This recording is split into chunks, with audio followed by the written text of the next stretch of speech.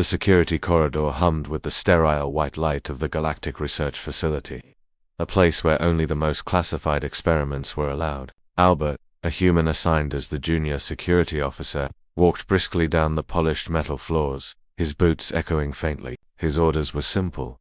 Guard the containment chamber labeled Specimen X Satis Milan, a 119-inch dragon woman. That was it. Do not engage. Do not interact. Do not under any circumstances release her. Albert had memorized those orders the moment he stepped into the assignment, and yet, as he approached the reinforced glass chamber, his heart raced with a mixture of fear and awe. Inside, coiled in a serpentine elegance, was Elsa. Her scales shimmered like molten silver under the harsh lights, and her wings, folded against her massive back, bore intricate patterns that seemed almost deliberate, almost human. Her eyes, however, were what captured Albert. Amber orbs with flecks of molten gold that seemed to see through him, straight into his hesitation, his curiosity, his humanity.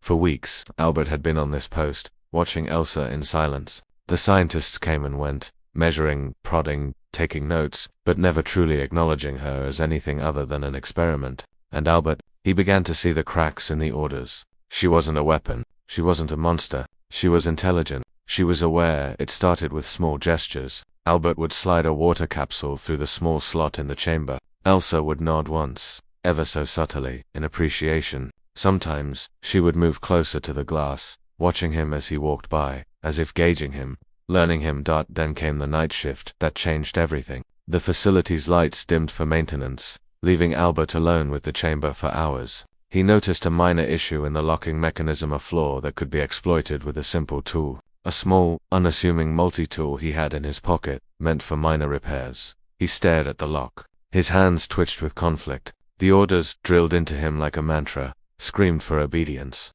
But something deeper whispered otherwise. Elsa shifted her head toward him. A soft rumble escaping her throat, a sound almost like a question, almost like understanding. Albert swallowed hard. He knelt beside the chamber and began working. The lock resisted at first, stubborn and precise. A puzzle of alien engineering. Each click of the mechanism was a heartbeat of tension. He glanced at Elsa. Her wings flexed slightly, as if she were ready to spring at the slightest hint of freedom. Minutes stretched into what felt like hours. Finally, with a delicate maneuver of the tool, the containment latch released. A hiss of hydraulic pressure echoed, and the chamber doors swung open. Elsa's head tilted, her eyes meeting Albert's with something almost human in its intensity. She didn't attack. She didn't roar. She simply stepped out, towering over him, her massive frame casting a shadow across the floor. Go, she rumbled, her voice a melodic cadence that resonated in Albert's chest. Before they noticed, Albert hesitated. He had trained for combat drills, for emergency protocols, for everything except freedom. He could run, hide, or try to help her escape. He chose the latter, guiding Elsa through the empty halls. Albert's mind raced. Security cameras blinked silently, drones patrolled distant corridors, and the facility's automated locks could seal them in at any moment. But Elsa moved with a grace that belied her size. She ducked under low beams, folded her wings tightly against her body, and followed his cues with astonishing coordination. When they reached the central maintenance shaft, Albert realized that this was their best chance. The shaft led to an old service tunnel, bypassing the main security nodes. He opened the hatch and gestured for Elsa to follow. She did, squeezing through the narrow passage with surprising ease, her scales scraping softly against the metal walls.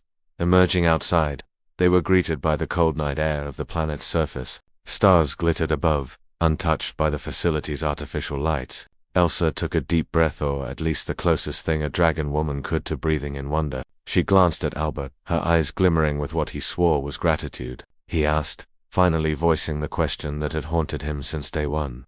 Elsa's response was not verbal. She extended one massive claw and gently rested it against his shoulder. The pressure was light, comforting, and strangely affirming. Then she lowered her head, nudging him toward a small transport vehicle he had secured from the maintenance bay. Albert understood. The universe was vast, filled with dangers he could barely imagine. But for this one night, this one act of defiance, humanity had done something remarkable. He had looked at it being deemed a weapon, an anomaly, and chosen compassion over orders. The engines of the transport hummed to life, and together they lifted off into the night sky.